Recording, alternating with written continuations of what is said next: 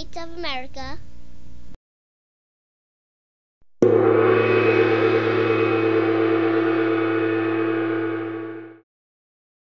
Hi, my name's Steve Lonnigan. I'm from West Greenwich. I'm a member of the 912 Project.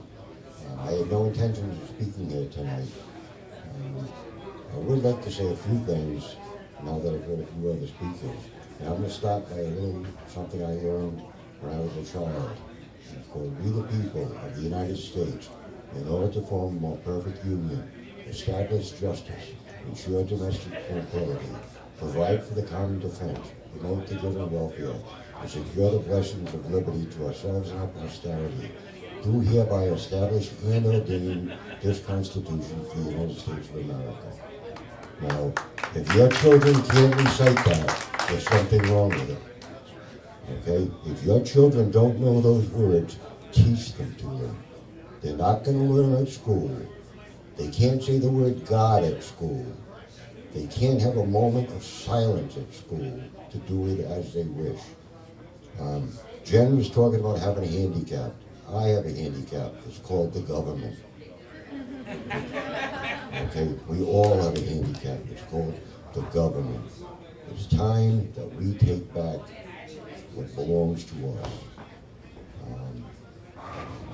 I don't get a chance to get out to the meetings as often as I would like to. I plan on doing it. I talked to Jen more about it earlier. I have other commitments that I do have to make.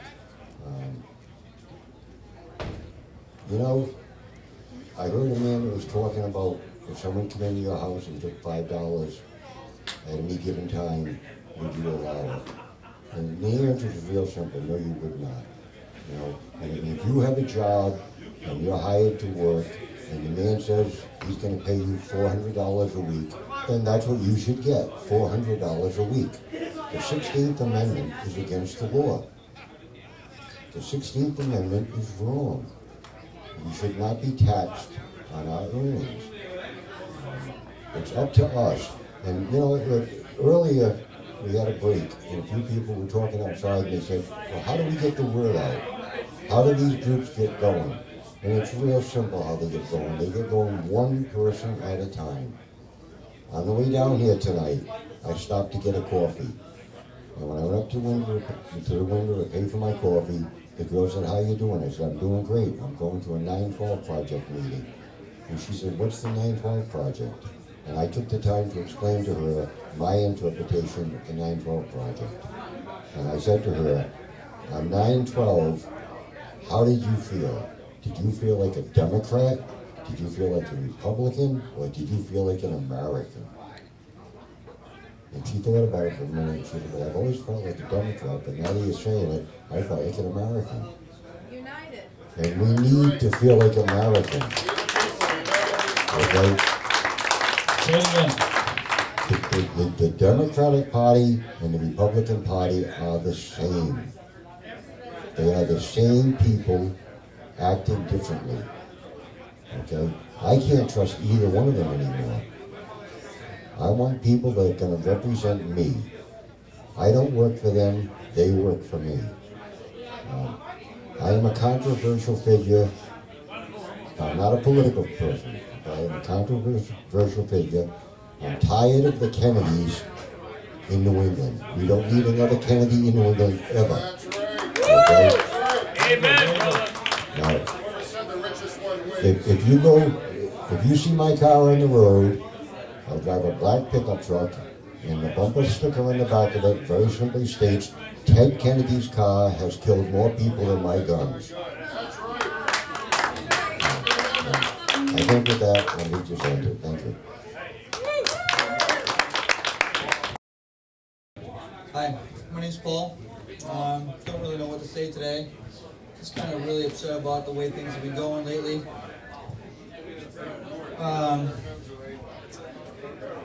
We got a government that's going to take 70% of GM over, okay? I had no idea that we lived in a communist country. No idea this is socialism. When the federal government takes over a company, what is that? Is that capitalism? No, it's definitely not. we're going to stand for this, right? We're all going to just sit back and do nothing. Nobody's going to call their representatives. Nobody's going to call their senators. They are, we're not? Yeah. Federal government has never run a successful corporation. Well, they don't have to because they don't make a product. They never do, and they don't know how to handle a product anyway. Okay? They can tax and they can spend. They do that really good. They know how to get really big, and they know how to be in control, right? I mean, we don't know what's going to happen tomorrow, right? But if you store food in your house, you're a terrorist. If you store water in your house, you're a terrorist. You buy ammunition, you're a terrorist. I mean, this makes no sense at all. And if you're going to prepare, because you're the only one that's going to take care of yourself when the shit hits a fan, okay? You're a terrorist. I mean, wouldn't it be nice for you not to have to fight your way to the store where there's nothing on the shelves, where you got stuff at home? That'd be nice, right? Well, when Katrina happened and FEMA sat and let people starve, okay, didn't let supplies in, where was the government? They were right there to take care of the people, right? To take their guns. And take their guns. Well, they did that, didn't they? Yeah, Well, taking mine. not in all places, but they did when people handed them over. It's a real tough choice when you got somebody standing at the front door and he's got a gun in your face. But it's the guy's neighbor who should have helped in. You know what I mean? Should have stood up and said, okay, if he's going to do it to my neighbor, he's going to do it to me. And you get a few neighbors together and they say, we're not going to have this. That's the only way it's going to stop. Every case of genocide in history started with gun ownership. Yes, that's very true. Very true. I mean, I don't know what to say here tonight. We got all kind of catastrophes happening. And people, they just go on with their daily lives. They don't do anything more than what they normally do. They're having a hard time surviving. It's very difficult to get up every day and go to work and have less than you had the day before. And that's what we got. And that continues to happen. This summer, gasoline's going to go up. People are not going to be driving, right? People are not going to be going on vacation. I don't know. We got a state government here who's going to raise all kind of taxes and make brand new taxes. I don't understand that. If you wanted people to come to the state and not leave, would you reduce taxes? If we have industry that constantly leaves the state, the government gets bigger, the state is suffering here, and they're going to raise taxes. Is that something that you want to stand for? No, not at all. I know I'm all over the place here tonight, but it really takes people to stand up. I mean, that's the whole thing. You can call your legislator, you can tell them you're pissed off, but until you actually do something about it, civilly. This concludes this program broadcast. We the People, a freedom of speech television show. Go to www.wethepeopleofri.org.